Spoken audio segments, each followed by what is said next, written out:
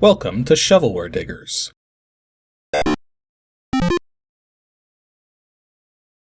Our dig team's currently excavating the Softkey Shareware 2000 Hit Games 2CD collection. You can find a link in the video description containing the entire directory structure of this archive.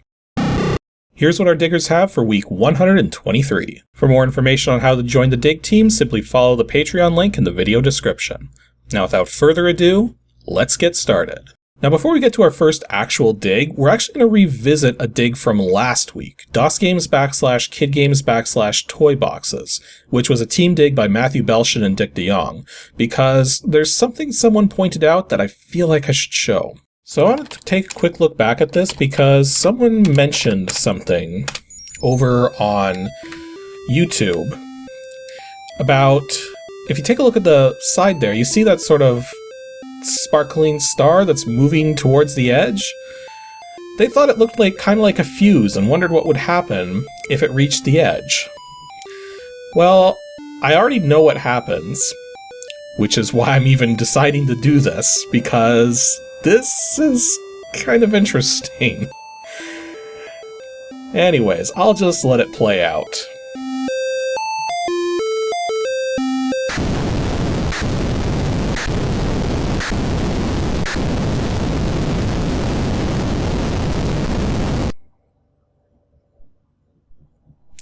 And then it asks if your name is CFP Toybox Player, and will automatically go to no after a moment. Just like that. And we're back to here. So if you let this sit here forever, it will literally do that explosion like a gazillion times. So yeah, I just thought I'd show you guys that that happens. So our first dig for today comes from a new digger, Parafine, who's dug up DOSGAMES / arcade / Bolo 12. Okay, so let's actually start digging into here. You got fileid.diz, a lot of Bolo ball files, although I think I know what this is. Let's type out fileid.diz. Bolo Ball, version 1.2, requires EJ/VGA. Play against the computer or a friend in this strategy marble maze game. Your objective is to get your marbles to the bottom of a maze filled with ramps, walls, black holes, and much more. Block your opponent by pushing your marbles into strategic positions to stop him from doing the same to you. In Bolo Ball, there are no clocks, no monsters to shoot, or luck involved. Just a pure strategy game in the Mindscape tradition. Wait, so is this by Mindscape? Huh. Well, let's see what we got here. Well, that definitely ain't Mindscape. That's some solo software. Also, version 1.1. What? Didn't it say 1.2 just a moment ago? I'm confused. So yeah, this is Bolo Ball. I have actually played this before, now that I'm thinking about it. This is basically, I covered Balloon Challenge back when I did the solo software episode of Ancient DOS Games. This is basically the same game. Like, basically. There are some differences, especially particularly in the graphics, but it's otherwise the exact same game. You're like trying to push a ball down to the bottom. Like, this would be a good choice. And there you go. Get 60 points for that one. And then the computer's going to take a move. Computer's going to go... Oh, that was a better one than I... Yeah. Oh well. But, this one's still decent enough. Because that's another 60 points.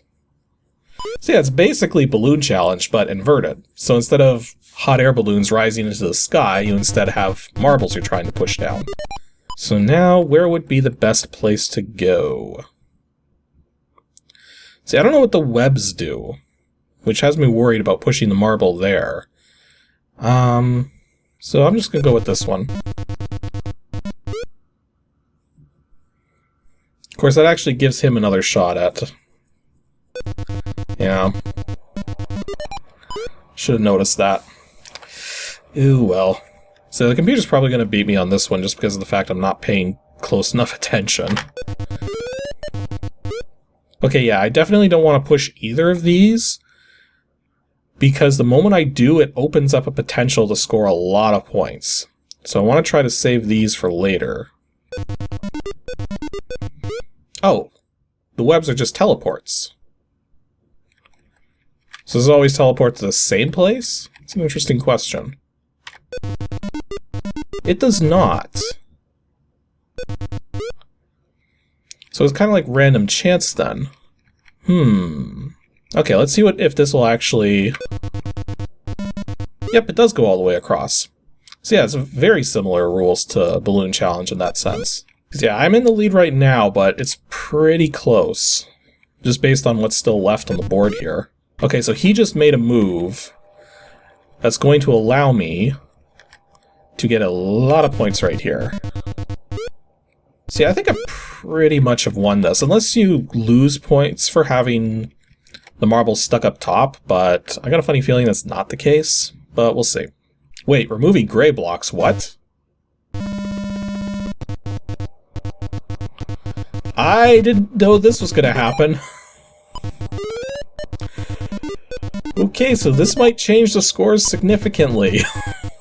Let's, Okie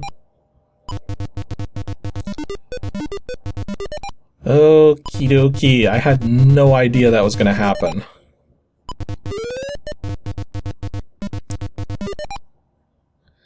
So yeah, I thought I was gonna win, but apparently not. And then when you go to the next level, all the balls still on the field become yellow? Interesting. So there's more rules to this than I expected. So even though it plays like Balloon Challenge, it is absolutely not the same game. But anyways, that was Bolo Ball. That was... Well, I like technically not done playing, but I think we all get the basic gist of what's going on here. I think aesthetically, Balloon Challenge is more interesting, but this definitely has different rules to it. So I guess if you wanted a twist on the Balloon Challenge formula, well, here you go. Our next dig from Zed Supremus is DOSGAMES /adventure /Bolo 1_20. Wait a minute. This is just going to be exactly what we just finished playing, isn't it? Bolo Adventures 1. Since there are no scores recorded, the program needs to create a special file for your personal scorecard. Okay, maybe it's not the same game. Wait. Maybe?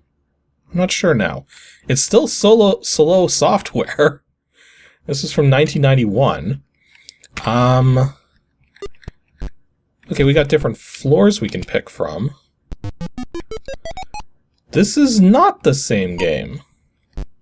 Although I'm guessing it's probably similar mechanics. Okay, so apparently we have a game here called Bolo Adventures. I fully expected this to just be the same game that we just played, but no, this is totally different. Okay, so what are our keyboard keys? Just arrow keys. Okay, so doing that actually cleared stuff. Can't push that block there.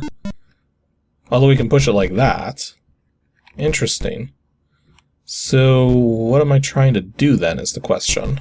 Okay, so it looks like when you push a ball, it goes all the way that it can. Whereas when you push a block, it only goes some of the way. Interesting. Oh, look at that. So it actually followed the currents in that case. Like, I'm guessing what I have to do is get whatever that thing is across the pit there. And that would turn off the force field? Well, let's see if pushing a block into the water actually causes it to flow. It does not. Okay. So with that in mind... what happens if we push this like this? Ooh, it just gets destroyed by the force field. Probably wasn't supposed to do that. Okay, this is just the first floor, and this is actually really tricky.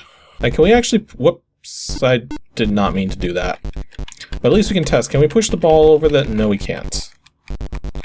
So nothing goes over the pits. But then here's the other problem is, even if I push this over here, how do I get that further into that area there? This is only the first level, and I have absolutely no idea how I'm supposed to do this. This is way too challenging for a first level. Well, actually, let's check out the demo. Maybe the demo will give us some ideas here.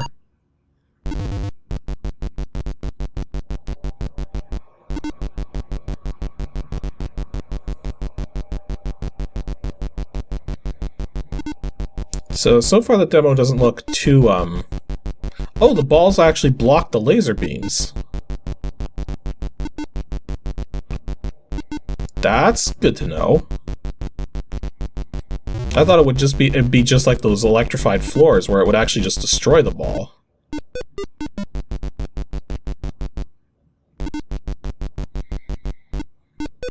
Okay. Although the interesting thing here is that this demo floor seems to be specifically designed just to sort of demonstrate the mechanics. Interesting. Okay, so let's see if we can actually do this now that we have a better understanding of this. So we'll push the ball through here. Now the only trick is that if I do push the ball down, it's going to hit the water and just run along to the other end anyways. So I'm not sure how much that helps us in this case. So again, I think what I want to try to do... Oh wait, the pit will stop the ball without the ball actually dropping inside. So what I should actually do is stop the ball there. And then move it to the side. Go like that.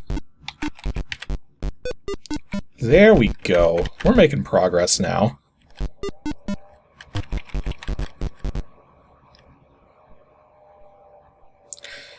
Just one little...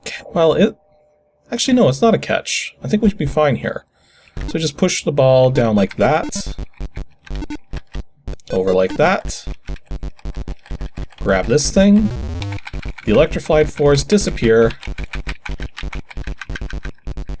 And we made it. That only took, what, 10 minutes? Oh, jeez. So, yeah, this is Bolo Adventures. So, not Bolo Ball. It is apparently a totally different game. And it is very freaking difficult. So, I guess if you want an extremely challenging block-pushing puzzle game, oh, here you go. And our last dig for today comes from Paul Shear, WINGAMES /unclassified/MBW. Well, this is in the unclassified folder, so this could literally be anything. MBW. There is a README, which again is unassociated, although I recently discovered how to... I thought there was like a really hard way to associate files, but it's actually not nearly as difficult as I thought it was. I remembered Windows having a much harder method for associating files, but I guess if it's already a program that's like installed like Notepad or something, it goes by much easier. But anyways, Mandelbrot for Windows, Mandelbrot fractals, allows you to view the Mandelbrot set in one or more windows under Windows 3.0. Scaling and zooming the image are supported, freaking better be, and the drawing parameters of an image can be saved to disk so that the image can be redrawn later. Okay. So, look at this. I do not yet have access to a system with a 256 color display, so MBW has not been tested on such a system. Interesting. And apparently this was made by a Robert Epps. So, let's see what we got. Yeah, that looks like a Mandelbrot fractal, alright. Very tiny window, though. Let's maximize it. That's actually rendering pretty fast, all things considered, because this is running through emulation, right? So it's having to emulate Windows as Windows emulates its graphics API, emulating a Mandelbrot fractal being processed and generated. Naturally, that's not going to go very fast, but it's actually making decent time. Although it's still going, because it has slowed down quite a bit now that we're at the larger size here. I can tell it's still doing stuff just by nature of the fact that the mouse cursor is flickering. Because it's literally redrawing on every pixel that it puts in place. So that's actually one way you can speed up. There's actually a number of optimizations you can do in terms of rendering fractals like this, escape time fractals in particular. The first is that if you know that there's symmetry in the fractal, oh, it just finished. If you know that there's symmetry in the fractal, you can take that into consideration and double or even quadruple the pixels that you're putting onto the screen. Like with the Mandelbrot in particular, there's symmetry along the y-axis here. It's basically a mirror image from the 0 point. So you can take that into consideration and just duplicate your pixels, and does double your processing speed in a sense. So we've got zoom features, clone, whatever that does. Copy, I presume copies to a bitmap. The iteration limit's only set to 50 right now. Typically when you render with an escape time Mandelbrot, what that means, it says current iteration limit. Basically, the color, there's an equation that's being processed, and the color that you get is based on the number of iterations required to escape the calculation. So that's why it starts off with this big circle here, because this outer color here, it takes no time to escape the equation. So you're out within the first calculation. This red circle here, it actually takes 2 iterations of the equation to escape, as opposed to just 1. And then here it's 3 iterations, then 4, then 5, and then continuing on. And right now the iteration limit is set to 50, which means if you tried to go more than that, it just wouldn't render the pixel. Interesting. So it actually allows us to go up to 24-bit here, but that's not going to look right given the emulation that's going on. So I'm just going to leave it at 16 for now. So let's see what else we can do here. We can zoom in. So do we just click? Oh no, we click and drag. And then zoom in. There we go. Although, why did that... Interesting, that actually created a new window. Oh, that's kind of... whoops. And now because I maximize it, it has to redraw it.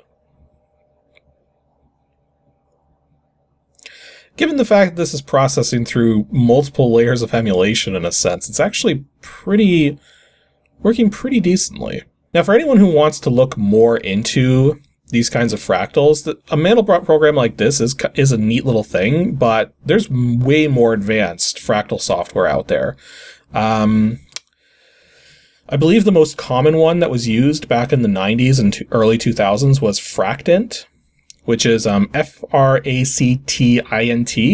It supported a massive, and I mean seriously massive, number of video modes, as well as a huge number of fractals to go on top of that. Like, not just escape time. It's also did, what do you call them? Like, there's a whole bunch of different kinds of fractals beyond escape time. It's just escape time is the one that I know the terms for because it's the one I have the most experience with. But there's other kinds too. Like, there's the kinds that generate the sort of like fern type images and other sort of line-based ones where you have a sort of line set, and then if you repeat the line set over and over, it creates more complex versions of that line set in a sense. And then another common fractal program would be Zeos. Zeos is designed for real-time fractal exploration, so that you can actually like zoom in and zoom out in real time. Mind you, you do need a pretty good system, and it'll still have some troubles trying to do everything in real time, but it's usually not that bad. It's got tons of optimizations to try and make it as fluid an experience as possible. And then one other fractal program which seems to be popular nowadays is Chaos Pro, which I don't have a ton of experience with, but you can do a lot with it from what I've seen. So that would be another option. But yeah, just a simple Mandelbrot program from the looks of it. Nothing too fancy. It's kind of weird that it opens multiple windows for when you're doing zoom-ins and such. I'm guessing clone is just going to clone the window. Yeah. So yeah, I don't really have much more to say about this one, but definitely an interesting program if you wanted to get into to learn more about escape time and fractals and such. Was there a date on this one anywhere? Let's see if there was a date on this. 1990. Oh yeah, because it said Windows 3.0 in it, didn't it? So yeah, this would be a very early fractal program. I don't know if Fracdent existed when this came out, but yeah, definitely definitely an interesting piece of Windows history, but yeah, there's better programs out there for this kind of stuff now for sure.